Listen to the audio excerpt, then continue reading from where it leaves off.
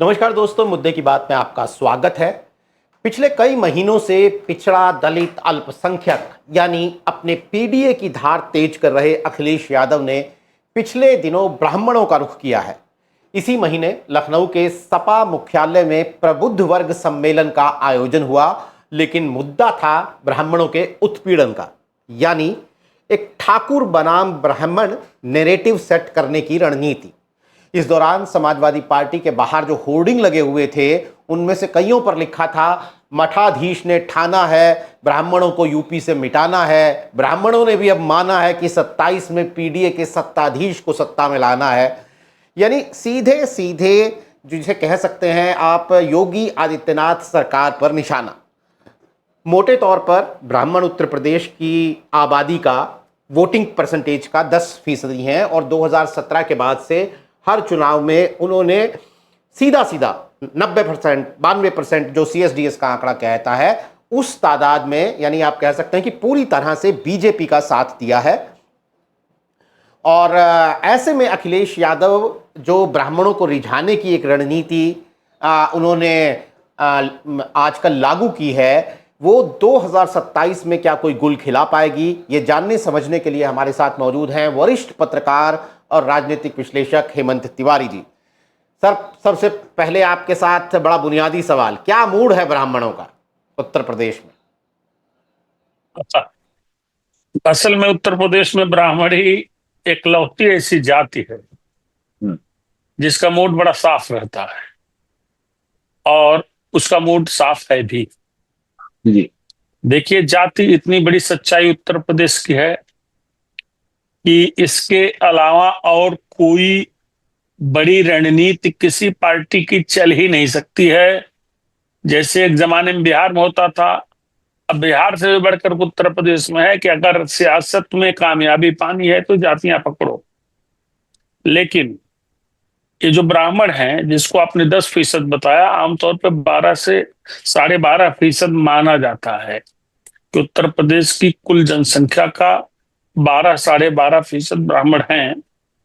और central UP और पूर्वांचल यानी उत्तर प्रदेश का वह भूभाग जो राजनीतिक रूप से बहुत फर्टाइल है, वहां इस बिरादरी की पैठ ज्यादा है। मतलब 15% तक, कहीं 22% तक, कहीं 17% तक, न्यूनतम जो है वो 12%, 11% तक इनकी आबादी है जी।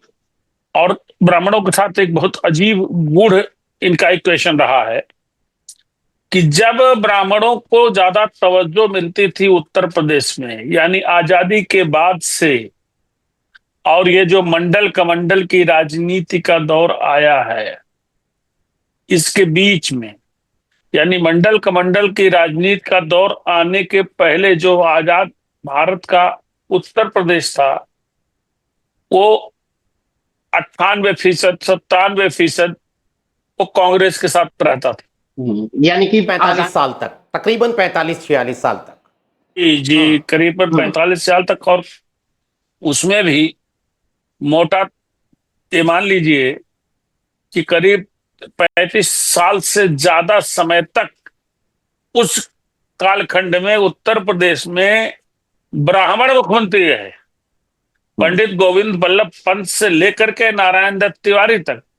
नारायण दत्त तिवारी आखिरी मुख्यमंत्री थे उत्तर प्रदेश में कांग्रेस की ओर से। तब तक कांग्रेस की सत्ता रही और उसके बाद से कांग्रेस की सत्ता से कांग्रेस लगातार बहुत दूर बहुत दूर बहुत दूर पहुंच गई। वह कालखंड ऐसा था जब ब्राह्मण मुख्यमंत्री बनते थे, ब्राह्मणों को तवज्जो मिलती थी और ब्राह्मण खुलेआम खुल करके कांग्रेस के साथ रहता था।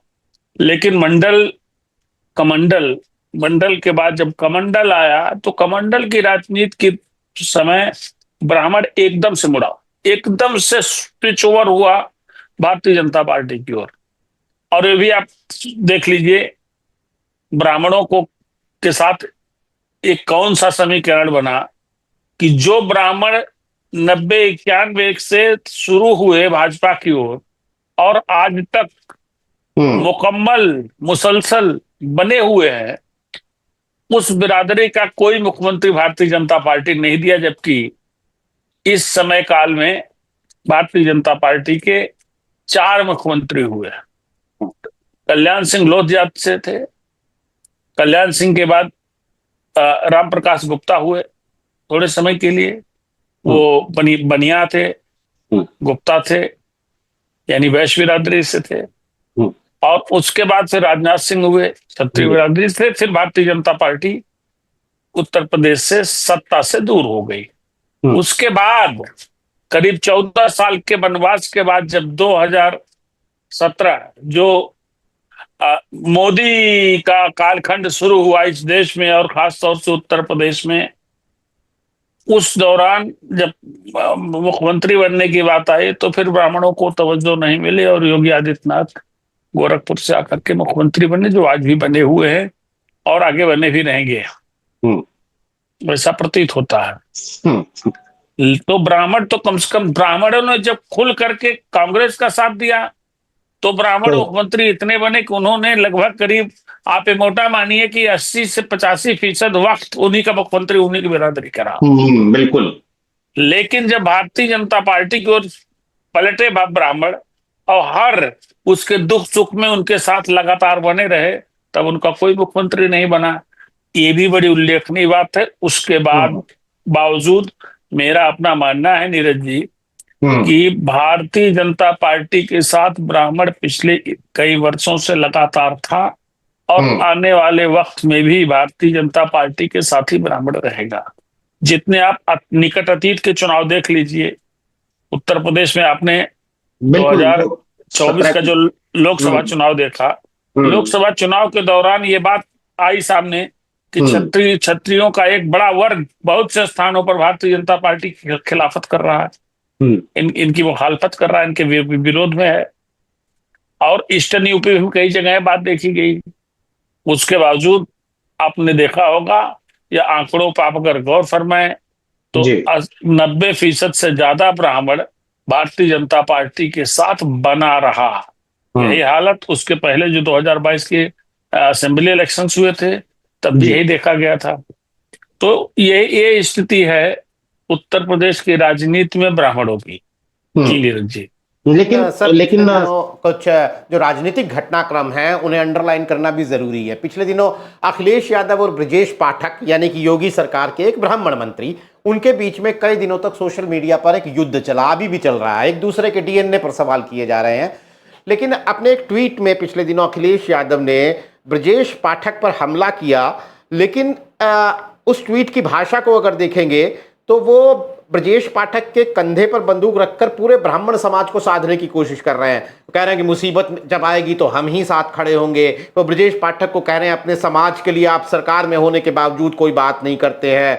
तो ये अखिलेश यादव इस तरह की कोशिशें तो कर ही रहे। और जैसा मैंने शुरू में बताया कि जो प्रबुद्ध सम्मेलन के नाम से सम्मेलन हो रहा है, लेकिन पूरा का पूरा उसमें एजेंडा जो है वो ब्राह्मण राजनीति है। वहाँ पर हम जो चेहरे देखते हैं अखिलेश यादव के आसपास, वो पवन पांडे, सुल्तानपुर वाले संतोष पांडे, लखनऊ की पूजा शुक्ला, हरिशंकर तिवारी के बेटे, एक एक एक एक पूरी कोशिश नजर आती है। अनायास नहीं है, ये सायास है।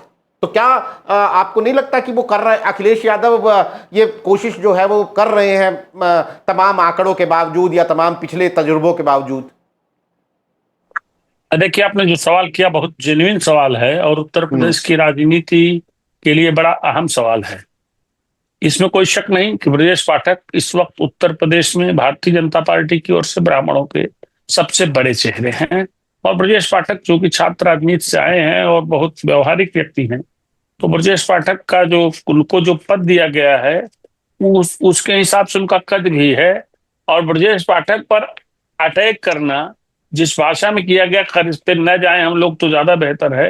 ये बहुत ही बिलो द बेल्ट था, बहुत घटिया स्तर का वो था। ये अलग बात है कि समाजवादी पार्टी अब मुकर रही उससे कि हमारे यहाँ ये हमारा अकाउंट नहीं था जिससे ट्वीट किया गया। लेकिन चलिए इस विषय को छोड़िए। जहां तक समाजवादी पार्टी का सवाल है, आप एक चीज ध्यान रखिएगा। ये अलग बात है कि जनेश्वर मिश्रा जैसे कद्दावर नेता समाजवादी पार्टी में रहे, लेकिन समाजवादी पार्टी में ब्राह्मण नेताओं की कभी कोई खास पूछ रही नहीं। ये बहुत बड़ी सच्चाई है। हम्म। और ये आमतौर पर माना जाता था कि चाहे मुलायम सिंह यादव रहे हो चाहे अखिलेश यादव, वो ये ब्राह्मण नेताओं को बहुत ज्यादा पसंद नहीं करते। ये ऑफ द रिकॉर्ड जो तमाम पॉलिटिकल सर्कल्स में बातें होती थी, विद इन द पार्टी जो बातें होती थी वो भी होती थी। मैं टोक रहा हूं आपको। अपने दर्शकों के लिए एक इंटरेस्टिंग एनेक्डोट है। मुझे एक उत्तर प्रदेश की राजनीति कवर करने वाले बड़े सीनियर दिल्ली के जर्नलिस्ट ने बताया था कि एक बार मुलायम सिंह यादव ने उनसे कहा कि अगर उत्तर प्रदेश के हर गांव का एक ब्राह्मण पूरी तरह मेरे साथ हो जाए तो मैं उत्तर प्रदेश की राजनीति से कभी सत्ता से अलग ही नहीं होऊंगा, हमेशा जीतता रहूंगा।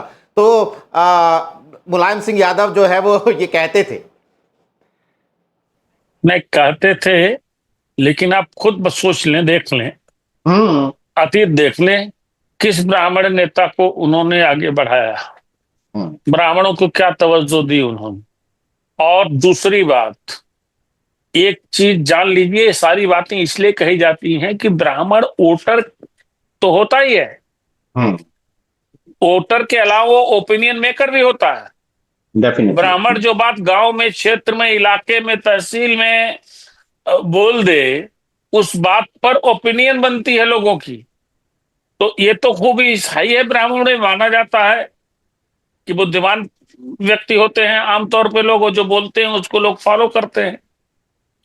आप ध्यान रखें कि ब्राह्मणों को कितना ज्यादा पसंद करना आवश्यक है। तो नेताजी ने तो इसे बोल दिया होगा, नेताजी समझते भी थे, लेकिन नेताजी ने जिस तरीके की राजनीति की, उस राजनीति के तरीके में ब्राह्मणों को स्पेस ही नहीं बनता था। अब आप स्वयं देखें, 2024 का लोकसभा चुनाव अखिलेश यादव ने अगड़ा बनाम पिछड़ा, सीधा इक्वेशन, अगड़ा बनाम पिछड़ा के आधार पर लड़ा। उनको पता है कि कुछ क्षेत्र जहां आवश्यक होंगे वहां हम अच्छे ब्राह्मण कैंडिडेट वहां के उनको टिकट दे देंगे, वो चुनाव जीत खा जाएंगे। लेकिन जो आदमी ऐलानिया अगड़ा बनाम पिछड़ा के फार्मूले पे चुनाव लड़ रहा, वो ब्राह्मणों को कहां तवज्जो दे सकता है? जरा सोच लीजिए कहां उनका स्पेस बनता है। जब वो ओबीसी और दलित की बात कर रहे हैं, उनको मालूम है कि ओबीसी जात में एक बहुत अच्छी खासी तादाद उनके यादव लोगों की होती है और वो कमिटेड वोटर्स हैं, तो हम ओबीसी को क्यों ना पटाएं। और यही किया उन्होंने 2024 में, यही फार्मूला हुआ। वरना 2012 में सत्ता पाने के बाद से जितने चुनाव हुए उसमें अखिलेश यादव की नेतृत्व वाली समाजवादी पार्टी का क्या परफॉर्मेंस था? बहुत अच्छा कतई नहीं था, बहुत खराब परफॉर्मेंस था। लेकिन जब ओबीसी उनके साथ आया, थोड़ा दलित आया, तो उन्होंने पहली बार परफॉर्मेंस दिया। और भारतीय जनता पार्टी को उत्तर प्रदेश से जितना बड़ा डेंट लगा, वही फर्क रह गया आंकड़ों में उनके अकेले दम पर केंद्र में पूर्ण बहुमत की सरकार बनाने से। तो भारतीय जनता पार्टी को सबसे बड़ा डेंट यूपी में लगा, और खाली इसीलिए लगा कि अखिलेश यादव जो चुनाव लड़े उसमें अगड़ा बनाम पिछड़ा सीधे सीधे परिलक्षित होता था। और ऐसी सूरत में ब्राह्मणों के साथ कहां जाएंगे, कितने ब्राह्मण ले आएंगे? हाँ, उनको पता है कि अगर संतोष पांडे, हालांकि संतोष पांडे पिछले 2 चुनाव हार चुके हैं, लेकिन संतोष पांडे सुल्तानपुर में अपनी जो कॉन्स्टिट्यूंसी उनकी है, उस कॉन्स्टिट्यूंसी के मजबूत दावेदार हैं। मोहन पांडे भी ठीक चुनाव लड़ते हैं, एक इलेक्शन जीत चुके हैं, मंत्री बने, लेकिन उसके बाद का परफॉर्मेंस देखिए। कुशल तिवारी, गोरखपुर, हरशंकर तिवारी का बड़ा नाम और पूरा ऑरा उनका था, उनके बेटे हैं। और चूंकि उनके यहाँ ईडी की रेट फेट सब बड़ी लंबी पड़ी, तो स्थानीय स्तर पर सहानुभूति भी प्राप्त करने का प्रयास उन्होंने किया अखिलेश यादव के जरिए। लेकिन उनके भाई विनय तिवारी भी चुनाव हार जाते हैं। हाँ, लेकिन इतना तय है कि अगर मेहनत से लड़े, इक्वेशन ठीक ठाक चल गए तो चुनाव जीत सकते हैं। पर अखिलेश यादव या समाजवादी पार्टी के साथ ब्राह्मण जाएगा, यह बहुत ही मुझे लगता है कि एक उत्तर प्रदेश के लिहाज से बड़ी नकारात्मक स्थिति है। नहीं जाएगा अभी भी, मतलब अब तो कह नहीं सकते हैं, लेकिन उत्तर प्रदेश में ब्राह्मणों के लिए एक बहुत देसी कहावत है, वो कही जाती है कि 100 जूते खाएं तमाशा घुस के देखे। मतलब मतलब समझ गए आप कि उनको भले तवज्जो न मिले भाजपा की सरकार में, लेकिन वो जाएंगे वहीं तमाशा देखेंगे, वहीं जाएंगे। हाँ, बीच में एक तब्दीली आपने देखी होगी बहुत बड़ी, उत्तर प्रदेश की दृष्टि से एक परिवर्तनकारी घटना हुई थी। वो था 2007 का विधानसभा चुनाव। इसके पहले सत्ता मुलायम सिंह यादव के पास थी। 2007 के असेंबली इलेक्शन हुए तो मायावती ने सोचा कि उनको अच्छे खासे दलितों को वोट मिलते हैं, जाति जो कैंडिडेट देते हैं उनके वोट मिलते हैं, तो ब्राह्मणों को क्यों न लुभाया जाए।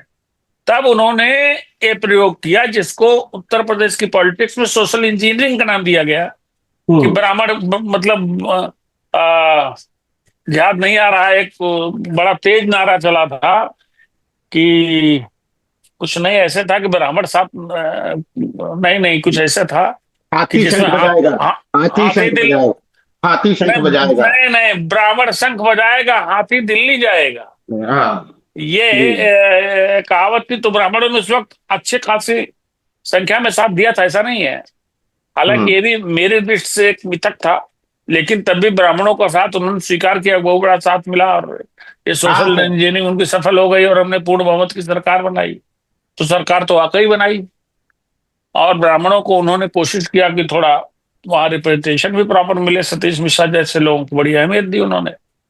पर दिक्कत यह है कि आप कुछ भी उपाय कर लें, हम्म। जो रिसेंट पास्ट का रिजल्ट और परफॉर्मेंस बताता है, और जो उससे एक इंडिकेशन मिलते हैं, इसमें स्पष्ट है कि उत्तर प्रदेश में भारतीय जनता पार्टी के साथ ही ब्राह्मणों का लायन शेयर लगातार रहेगा, चाहे कोई कितना उपाय कर ले। अब 2007 जैसी स्थितियां नहीं है। हम्म। हालांकि हालांकि जी। कुछ ऐसी घटनाएं उत्तर प्रदेश में हुई। चूंकि ये माना जाता है कि उत्तर प्रदेश का जो पूर्वांचल का हिस्सा है, वहां ब्राह्मण और क्षत्रिय में एक जाति प्रतिद्वंदिता बहुत ज्यादा रहती है। खाली बिल्कुल। पूर्वांचल में नहीं, बहुत से ऐसे जिले हैं जहां ये माना जाता है कि क्षत्रिय और ब्राह्मण ये आपस में काफी टकराते हैं। तो उसको देखते हुए अखिलेश यादव ने ये चाल, ये मोहरा चला। और नहीं, मैं ये मैं सवाल सवाल कर लेता हूं, आप ये बात आगे बढ़ाइएगा।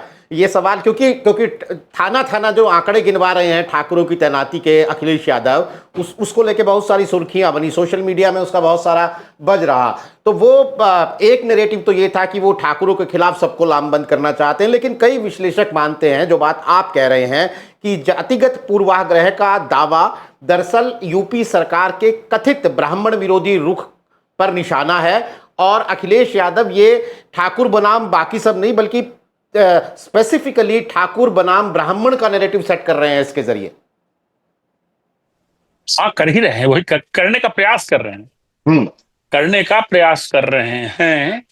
और चूंकि इस तरह की बातें जनश्रुति से सामने आती हैं, ये बातें सुनी जाती हैं कि क्षत्रियों को ज्यादा उत्तर प्रदेश सरकार में तवज्जो मिलती है।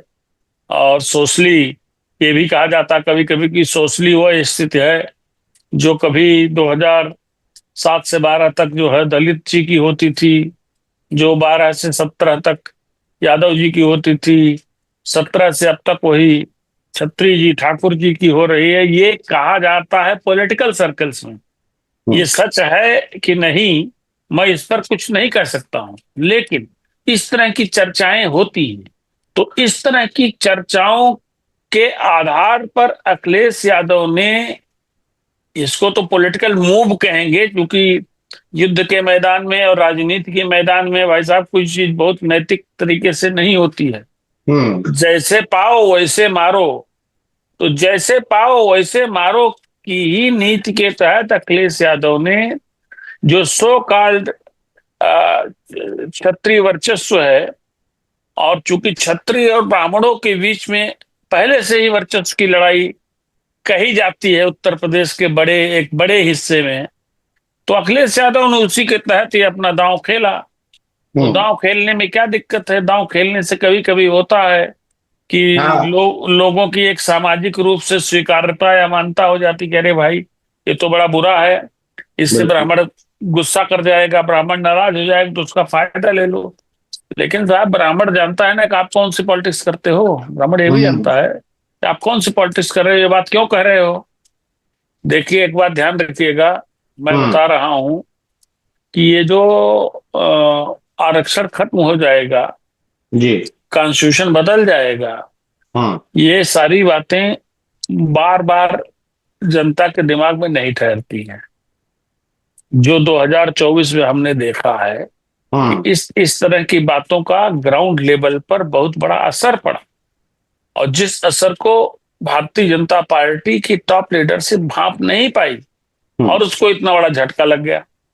समय से भांप लेते, इस चीज को खारिज कर देते, इस पे फोकस कर देते, तो शायद ऐसी स्थिति नहीं आती। लेकिन ये तो भारतीय जनता पार्टी के नेताओं की गलती है, उन्होंने इसको ऑब्जर्व नहीं किया।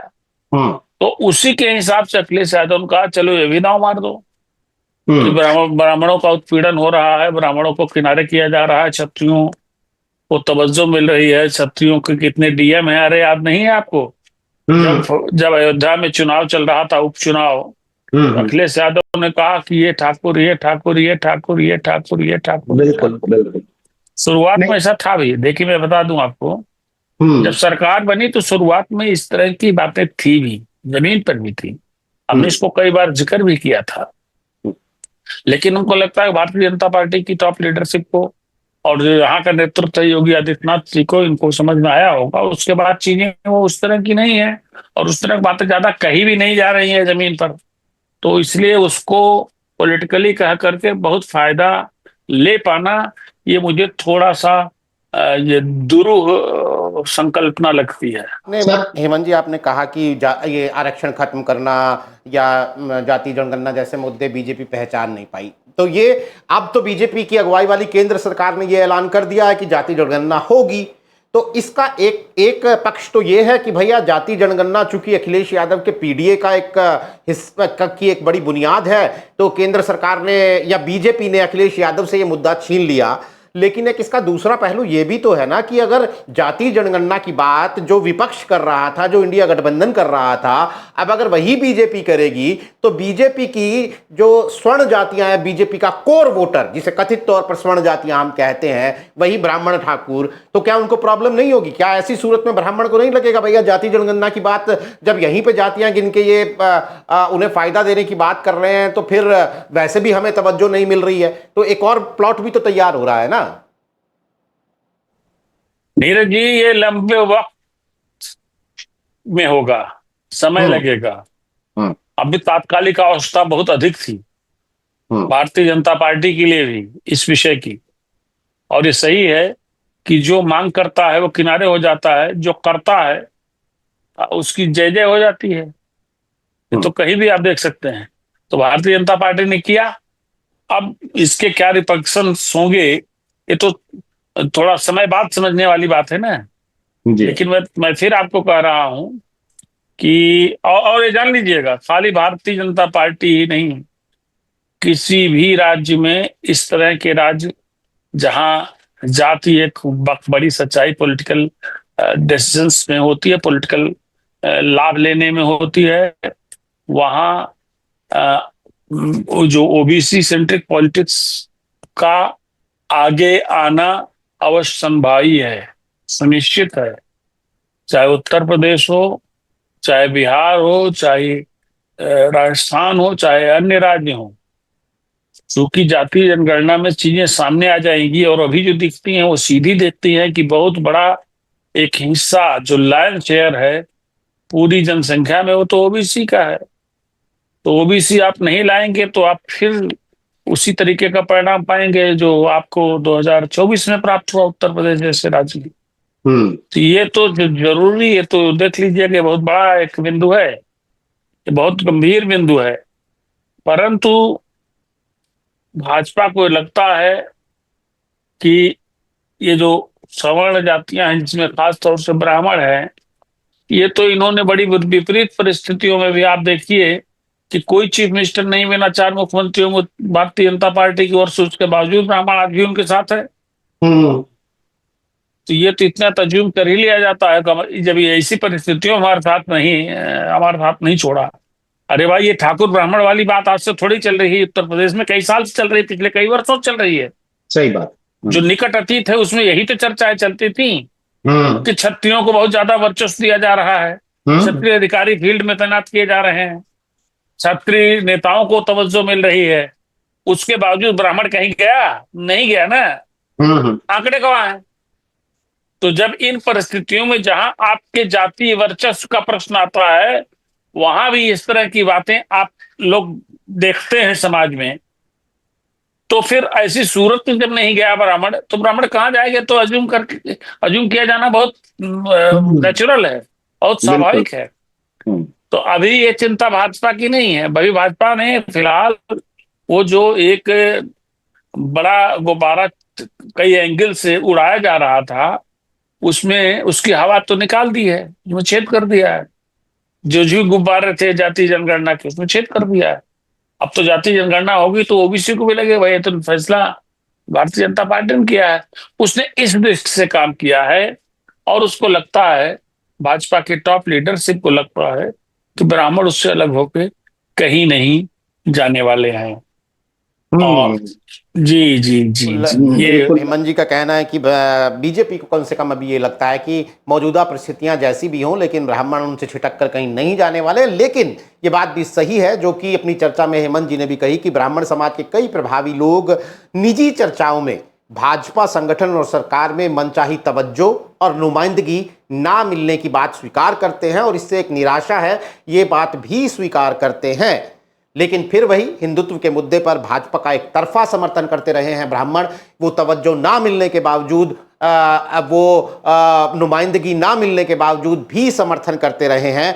ऐसे में अखिलेश यादव की ये कोशिशें ब्राह्मण को अपनी तरफ खींचने की, रिझाने की ये कोशिशें कितनी कामयाब होती हैं, ये आने वाले दिनों में हमें पता लगेगा। और वोटिंग के दिन तो खैर किसका साथ देंगे ब्राह्मण, इसके लिए अभी थोड़ा और इंतजार करना होगा। लेकिन इसमें कोई शक नहीं है कि काफ़ी करवटें बदल रही हैं राजनीति उत्तर प्रदेश के अंदर। 2027 के चुनावों के मद्देनज़र तमाम पार्टियां अपनी सालों पुरानी रणनीतियों में बदलाव कर रही हैं, क्योंकि 2027 का चुनाव बहुत महत्वपूर्ण है हर पार्टी के लिए, चाहे वो सत्ता में बीजेपी हो, चाहे वो विपक्ष का इंडिया गठबंधन हो, या फिर वो मायावती हो, बाकी पार्टियां हो। तो आने वाले दिनों में इन राजनीतिक घटनाक्रमों पर हमारी नज़र पूरी तरह बनी रहेगी। हेमंत जी, हम आगे भी इसी तरह से इन राजनीतिक घटनाक्रमों का मर्म समझने के लिए, पर्दे के पीछे की बात समझने के लिए आपके पास आते रहेंगे। आज आप हमारे साथ कार्यक्रम में जुड़े, आपका बहुत बहुत शुक्रिया। तमाम दर्शकों का आभार। नमस्कार।